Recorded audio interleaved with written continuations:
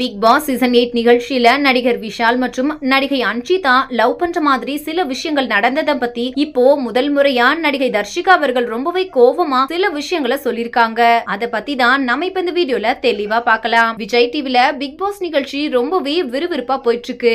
எந்த சீசன்லயும் இல்லாத ஒரு விஷயம் இந்த சீசன்ல அதிகமா போகுது. அது என்ன அப்படின்னு பார்த்தா லவ் கான்செப்ட் தான். அதுலயும் குறிப்பா நடிகை தர்ஷிகா அவர்கள் விஷால லவ் பண்றாங்க அப்படின்னு சொல்லும் போது விஷால் ஒரு மாதிரி வேணான்னு சொல்லாம அவரும் அதுக்கு சப்போர்ட் பண்ற மாதிரி தான் சில விஷயங்களை பண்ணிட்டு வந்தாரு. இன்னும் சொல்ல போனா வெளியே வந்ததுக்கு அப்புறமா இத பத்தி நம்ம ஒரு முடிவெடுக்கலாம் அப்படின்ற மாதிரி எல்லாம் சொன்னாரு. அப்படி இருக்கும்போது நடிகை தர்ஷிகா வெளியே வந்ததுக்கு அப்புறமா சடனா நடிகை அன்ஷிதா அவர்கள் கிட்ட ரொம்பவே க்ளோஸ் ஆகி அவங்கள லவ் பண்ற மாதிரி இன்டைரக்டா சொல்லிட்டாரு. அத பத்தி நடிகை அன்ஷிகா அவர்களும் அருண் கிட்ட வெளிப்படையா கேட்டு விஷால் பண்றது லவ் தான் அப்படின்ற மாதிரி உறுதிப்படுத்திட்டாங்க.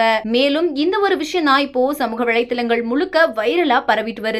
இந்த நிலையில இப்போ இத பத்தி நடிகை தர்ஷிகா அவர்கள் பிக் பாஸ் வாய்ப்பை நான் ஒரு தப்பான ஆளால வேஸ்ட் பண்ணிட்டேனோன்னு இப்போ ரொம்பவே கஷ்டமா இருக்கு. உண்மையிலே நான் என்னோட ஃபீலிங்ஸ விஷால் கிட்ட அவ்வளவு உண்மையா சொன்னேன். அவரும் என்கிட்ட என்னோட ஃபீலிங்ஸ உண்மையா ரெஸ்பெக்ட் பண்ணதா தான் சொன்னாரு. ஆனா நான் வெளியே வந்ததுக்கு அப்புறமா அவர் பிக் பாஸ் வீட்டுக்குள்ள பண்ணது என்னால தாங்கவே முடியல.